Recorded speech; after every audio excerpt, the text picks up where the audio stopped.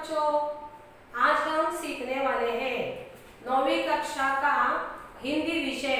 आज जो हम कविता लेने वाले हैं उसका नाम है किताबें। उसके जो रचनाकार है, इस रचनाकार का नाम है गुलजार।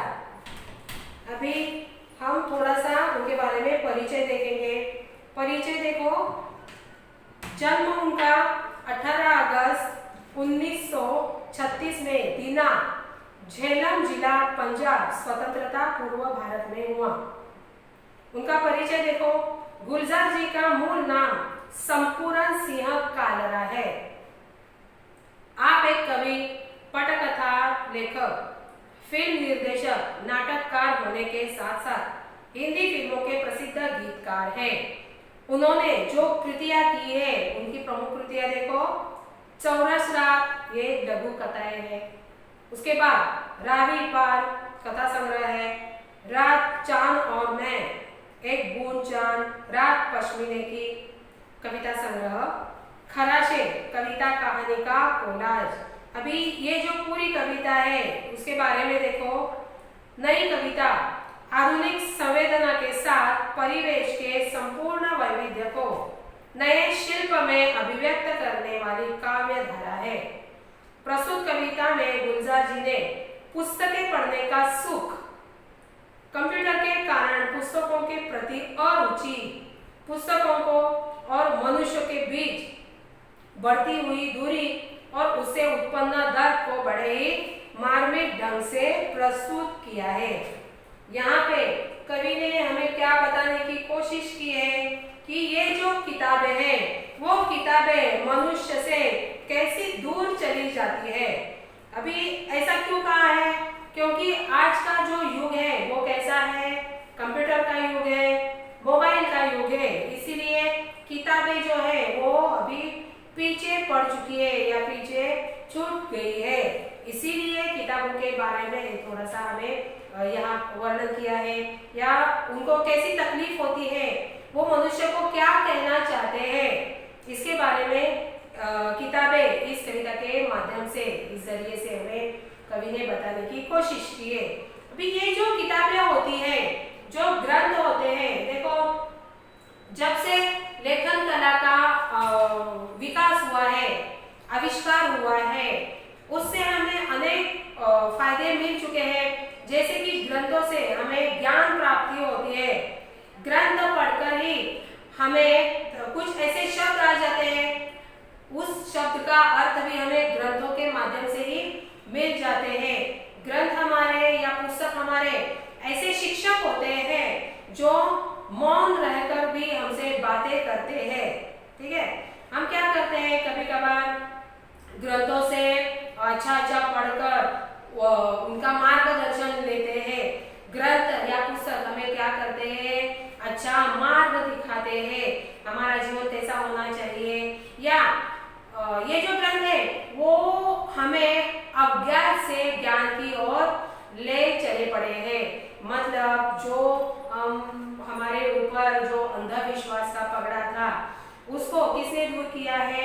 इन ग्रंथों ने भी दूर करने की कोशिश की है। इसी ग्रंथों में, इसी किताबों में जो हमारे पूर्वजों ने कुछ ऐसी बातें कही है, मौखिक बातें, वो लोगों को याद रहे, स्मरण रहे, इसीलिए ग्रंथों की सहायता से हमें सब कुछ मालूम पड़ता है। मतलब ये जो उन्होंने की हुई बातें, बोली हुई बातें, उसका हमें विस्मृत नहीं हुआ है। मतलब हम वो बातें भूल नहीं पाते या भूल नहीं सकते, क्योंकि जब ऐसी बातें होती है, जैसे कि देखो हर एक दवाइयाँ होती है, उन दवाइयों का उल्लेख भी हमें ग्रंथों से या पुस्तक के जरिए से पता चलता है।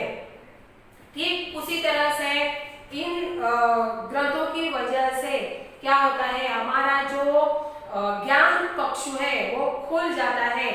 अनेक ऐसे नए नए शब्द भी हमें मालूम पड़ते हैं जिसका इस्तेमाल हम अपने व्यवहारिक मतलब दैनंदिन जीवन में भी कर सकते हैं।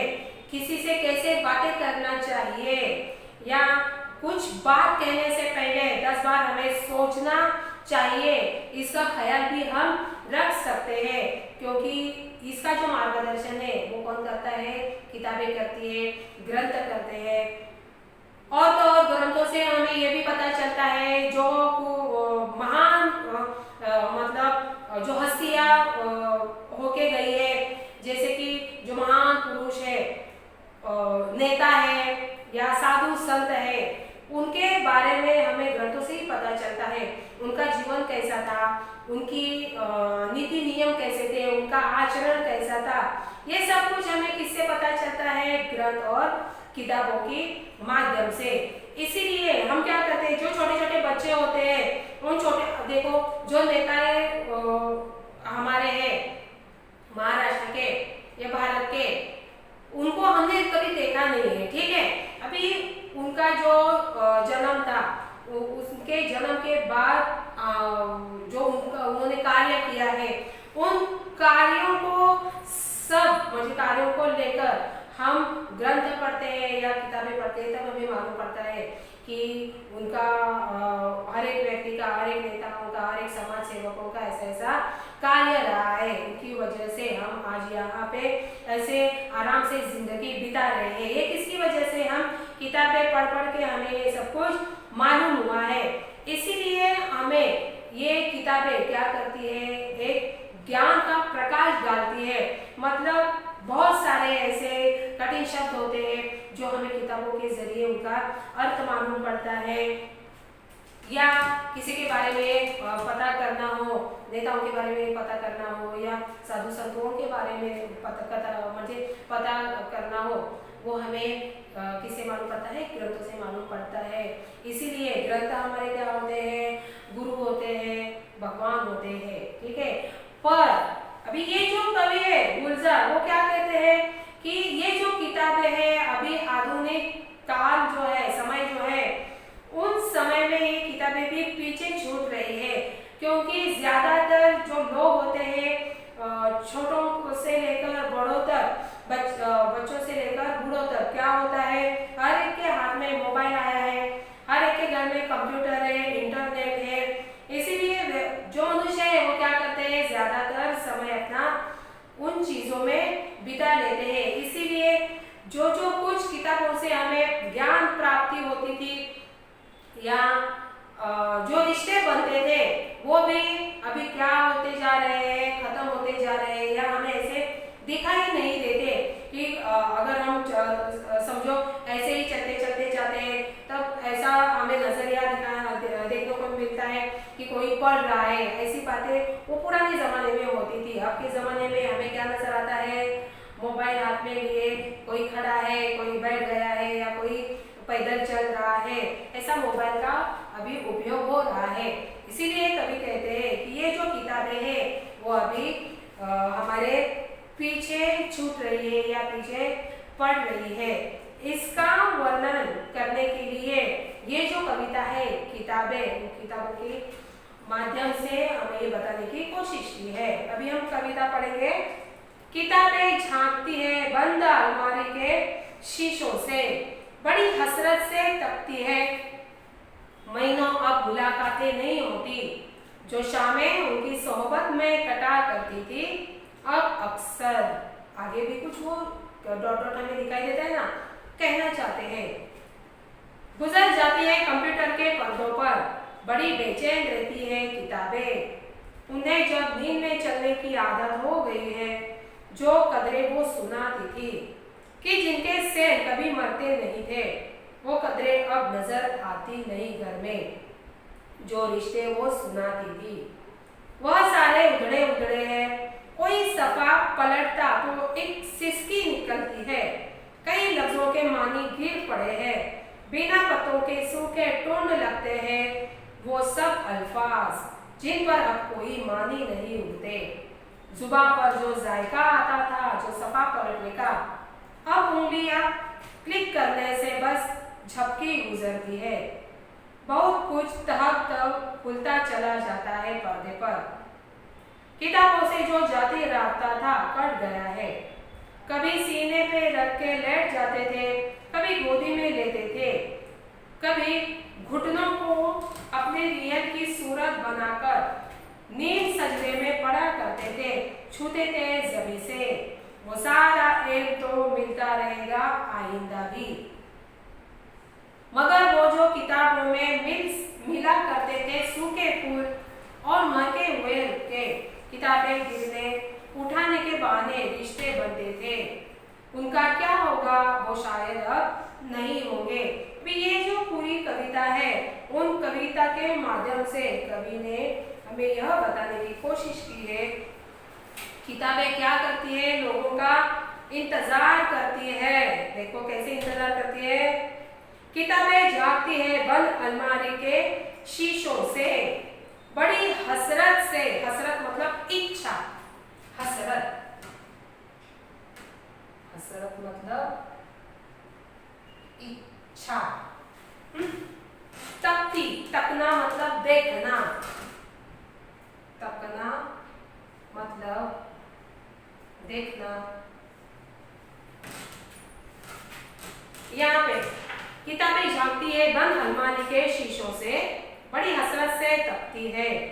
महीनों अब मुलाकातें नहीं होती जो शामें उनकी सोहबत में, सोहबत संगत, सोहबत, सोहबत मतलब संगत, सोहबत में कटा करती थी अब अक्सर। ये इस कविता के माध्यम से गुलजार साहब हमें बताते हैं कि ये जो किताबें हैं वो अब बंद अलमारी के पीछे हमें दिखाई देनी पड़ती है। महीनों महीने या साल दो साल ये जो किताबें हैं वो क्या होती है, अलमारी में बंद पड़ी रहती है। ऐसा क्यों होता है, क्योंकि आज का जो युग है वो कैसा है, कंप्यूटर का युग है, मोबाइल का युग है, इंटरनेट का युग है। ज्यादातर लोग अपना समय इसी चीजों पर बिताने की कोशिश करते हैं, इसीलिए ये जो किताबें होती है वो महीनों महीने क्या होते हैं, अलमारी के अंदर पड़े पड़े रह जाते हैं। तब ये जो किताबें हैं वो किताबें क्या करती हैं, कभी क्या कहने की कोशिश करते हैं कि किताबें उन अलमारी के शीशों से ताकती रहती है, मतलब देखती रहती है कि कोई आए, मुझे उठाए, मुझे बाहर निकाल कर पढ़ सके और मेरा मार्गदर्शन दे सके, मुझे पढ़कर मुझे जान सके। ऐसी इच्छा किसको है, किताबों को है। इसीलिए कवि कहते हैं कि क्या करते हैं, वे हसरत से तकती है, मतलब इच्छा से वो अपना मतलब किसी को देखने की कोशिश करते हैं जो शामें उनकी सोहबत में कटा करती थी अब अक्सर। क्या होता है, जबकि मतलब पहले के जमाने से लोग क्या करते थे कि ज्यादातर अपना जो समय होता है वो समय अक्सर किताबों में ही मतलब किताबें पढ़ कर अपना समय बिता लेते थे, लेकिन वो अभी हमें दिखाई नहीं देता क्योंकि ज्यादातर लोग अब मोबाइल के अंदर घुसे रहते हैं। इसीलिए ये जो किताबें उनको अभी कोई पूछता नहीं है। उसके अंदर जो बहुत सारा ऐसा ज्ञान है जो हमारे ज्ञान चक्षुओं को खोल देता है, वो किताबें किसी के हाथ में अभी नजर नहीं आती। इसीलिए कवि कहते हैं कि ये जो किताबें हैं वो हमेशा अलमारी के शीशों से ताक झाक करती है ताकि कोई आकर उनको उठाकर पढ़ सके। आगे देखो क्या कहते हैं, गुजर जाती है कंप्यूटर के पर्दों पर, बड़ी बेचैन रहती है किताबें, उन्हें अब नींद में चलने की आदत हो गई है। जो कदरे, कदरे मतलब मायने या मूल्य, कदरे, जो कदरे, कदरे मतलब मूल्य या मायने,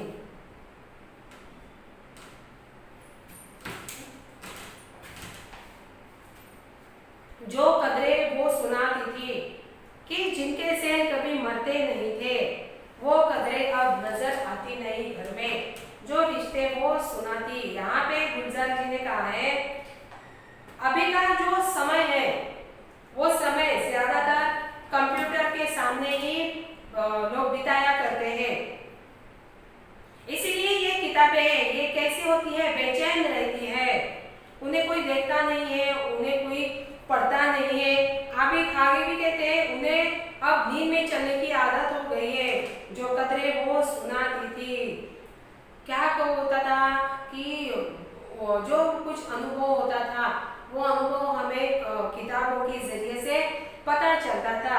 अभी एक विशेषता भी है इस किताब की, जो कि कंप्यूटर होते हैं या आपके लैपटॉप होते हैं, उनके सेल खत्म हो जाने के बाद वो बंद पड़ जाते हैं।